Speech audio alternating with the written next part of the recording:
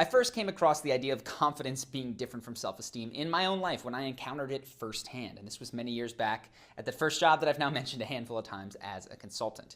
At this point in my life, I was quite socially adept. I'd put years into breaking out of my shell, not being so shy, and I had strong relationships in the workplace that eventually resulted in me having a good enough relationship with the president to leave my job, get a very, very cushy work arrangement in a different city where I wasn't working in the office.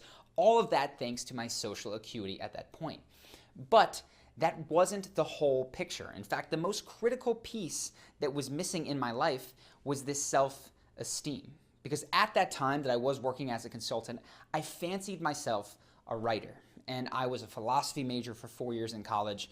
Probably since I was 7 years old, I'd been writing stories all through college. And I'd accumulated this Google Drive of half-finished, three-quarter finished works that I assumed one day I would get back to and write my great American novel.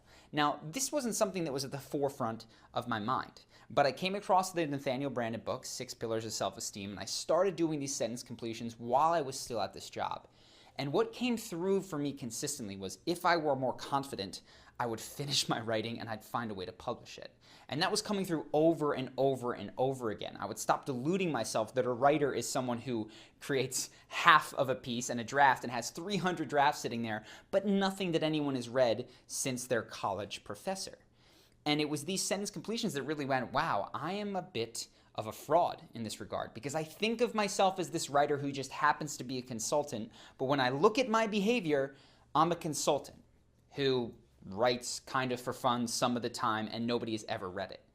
So these sentence completions really called that and made it clear to me. And that was what started the entire impetus to leave my job. There was a period of time prior to reading the 4-Hour Workweek where I just assumed that, later down the line I would make a lateral move, and maybe by the time I was 30 or my mid-30s, I'd have moved into something different. But it was this headfirst collision into the idea that I had of myself as a writer, then confronted with the truth of these sentence completion stems that I was undercutting my own self-esteem by not actually publishing, that made me realize I was kind of hiding out in this consulting job. And it was very, very difficult for me to come to grips with, but it was those sentence completions plus the 4-Hour Workweek plus that conversation that I mentioned with my friend that all sort of coalesced to propel me out of that. And I remember when I finally left my job, thanks to this relationship that I had built with the president, I was able to get a remote work arrangement included with a raise. So I left Washington, D.C. I went to live with my friend in New York City. I slept on his floor. It was amazing. But there was still this scary moment of, okay, I've mostly extricated myself from this. I'm starting to work. I'm becoming a contractor. My duties back at the office are less and less. And finally, they were cut off completely. When am I going to step into this role of being a writer, which is how I saw myself? And I remember the moment of purchasing the domain. It was called the Kick-Ass Academy at that point because I thought that was a really cool name. I was about 24 at the time, so you'll have to forgive me. And I put my first post up. And I remember shaking and trembling as I hovered over the publish button.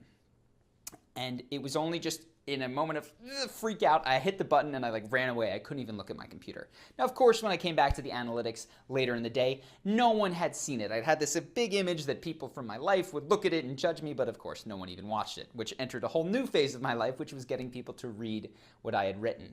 But that is a story for another day. The point is, when I did that, as scared as I was and as much as I ran away, something shifted inside me. And in that moment, I went from being someone who was a consultant pretending to be a writer to, you know what? I had published something on the internet. And then I had to break through another barrier, which was promoting it on the internet. I had to go find forums, places where people were interested potentially in reading the stuff that I had written. And again, that required a leap. But when I made that leap, when I enacted that courage, my self-esteem throughout my life in social situations everywhere seemed to just jump to another level. And I vividly remember when I had my consulting job and I talk about my life as a consultant, I would lose people's interest very quickly, even though I was quite adept socially.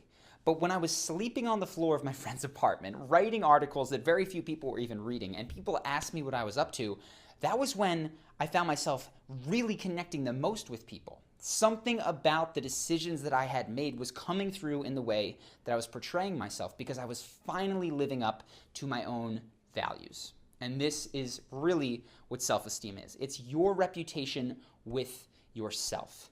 We oftentimes think, okay, what is he going to think of me? How can I manage what she has seen of me? But the truth is, if you've done it, you can't hide it from your own self-image. And if you are not acting in a way that is accordance with your deepest held values, you are undercutting your self-esteem, because you're saying that you're going to just cheat yourself. You're going to pretend and try to lie and create all these sort of mental booby traps about, I'll get to that later, I don't need to tell this person the truth, or I don't need to act in this way that I expect other people to do. And it's not hypocritical, because whatever the excuse is, we have all of these excuses. They work for a period, but the price that we pay is a huge, huge diminishment in our self-esteem. And really, self-esteem is not just about getting people to like you.